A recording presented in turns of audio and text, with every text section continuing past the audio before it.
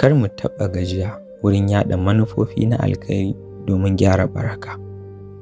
Ka ci gaba da abin da kake kai aiki tuƙuru, sannan ka kalli nasararka a gaba. Faɗin gaskiya baya ƙarewa domin ita gaskiya ba ta ƙarewa, amma duk inda aka yi ƙarya wata rana sai ta zo ƙarshe.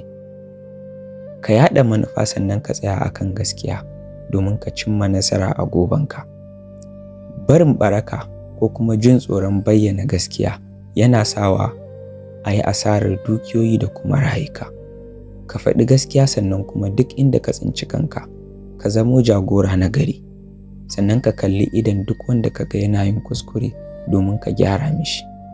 Idan ma bai sani ba ne ya hau hanya, idan kuma ya sani yake yi, to ya tuna ranar da zai tsaya a gaban mahaliccin shi domin ya faɗi sakamakon abin da ya aikata. Ka faɗi gaskiya kuma ka kalli tsabar gaskiya, sannan ka riƙe gaskiya. Idan ka riƙe gaskiya ka yi amfani da gaskiya, a ƙarshe zai baka hanya bullalliya wacce kuma ba ta da gargada ko kuma tasgaro a cikinta. Kada mu gaji ko kuma mu nuna cewa idan mun tsawatar ba a ɗauka, ko da shugabanci ne. Idan muka yi rashin sa'ar nagari, to mu sa a ranmu cewa gobe za mu samu nagari. Waɗanda suka shuɗe a baya sun yi gaskiya kuma sun riƙe amana, shi ne ya sa muke alfahari da su da kuma sunayensu. To me zai hana mu ta biɗar waɗanda za su riƙe mu da amana kamar na baya? Wata rana muna tare da nasara. Insha Allahu nasarar tana zuwa ba da jimawa ba.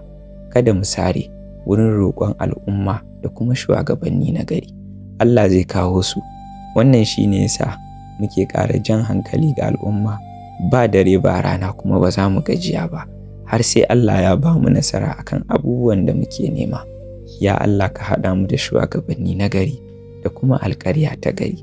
Idan kai mana haka, Allah ka ƙara mana zaman lafiya a tsakaninmu da kuma yankunanmu baki ɗaya.